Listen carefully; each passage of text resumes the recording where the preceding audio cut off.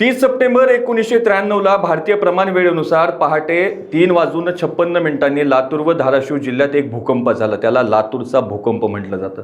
या भूकंपाचे केंद्र सोलापूरच्या ईशान्येस 70 किलोमीटर अंतरावर होते। रिश्टर स्केलवर 6.04 तीव्रता मोजला गेलेल्या ह्या भूकंपात अंदाजे 7,928 माणसे मृत्युमुखी पडली। 15,854 जनावरांचा मृत्यू झाला तर सुमारे 16,000 लोक जखमी झाले।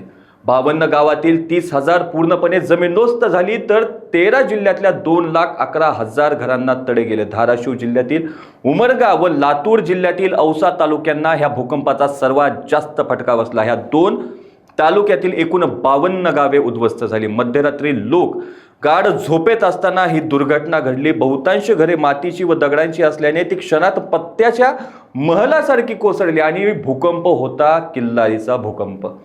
नमस्कार, मी बालाजी शिंदे आणि तुम्ही पाहताय लोकाशा टीव्ही। असंच काहीतरी पुन्हा एकदा मराठवाड्यात घडतंय।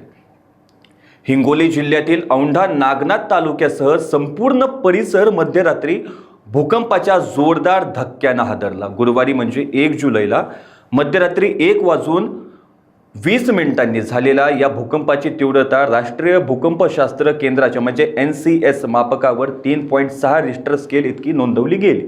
भूकंपाचा केंद्रबिंदू जमिनीखाली 5 किलोमीटर खोलीवर औंढा नागनाथ तालुक्यातील भूलदाभा आणि जलालदाभा परिसरात होता। भूगर्भातून आलेल्या भीषण गडगडाटांसह काही सेकंदातच जमिनीला तीव्र हादरे बसले। या धक्क्यांमुळे घरातील खिडक्यांच्या काचा, भांडी, कपाटे जोराने हलली आणि खाली पडली। भूकंपाची जाणीव होताच नागरिकांनी लहान मुलांसह घराबाहेर धाव घेतली आणि उघड्या मैदानात आसरा घेतला।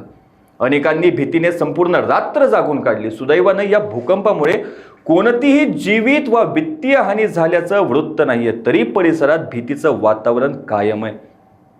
भूकंपाची व्याप्ती मोठी असल्याचं दिसून आलं। केंद्रबिंदू फुलदाबा जलालदाबा असला तरी औंढा नागनाथ तालुक्यातील फुलदाबा, जलालदाबा, पिंपळदरी, राजदरी, सोनवाडी, निशाणा, असोंदा, काकडदाबा, पांगरा, मेथा, जडगाव, राजापूर, जाम इत्यादी गावांना तीव्र धक्के बसले। वसमत तालुक्यातील पांगरा, शिंदे, कुपटी, वापटी, कुरुंदा, गिरगाव या गावात ही हादरे जाणवले। वसमत तालुक्यातील पांगरा, शिंदे आणि कळमनुरी तालुक्यातील रामेश्वर तांडा भाग गेल्या काही दिवसांपासून वारंवार भूकंपाचं केंद्र ठरत आहे।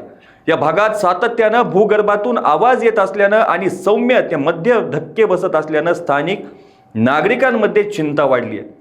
प्रशासन भूकंपाचे नेमके शास्त्रीय कारण शोधण्यात अपयशी ठरत असल्याचा आरोप देखील नागरिकांनी केलाय। अशाच ताज्या अपडेटसाठी लोकाशा टीव्हीला सबस्क्राईब करा आणि लाईक करायला विसरू नका।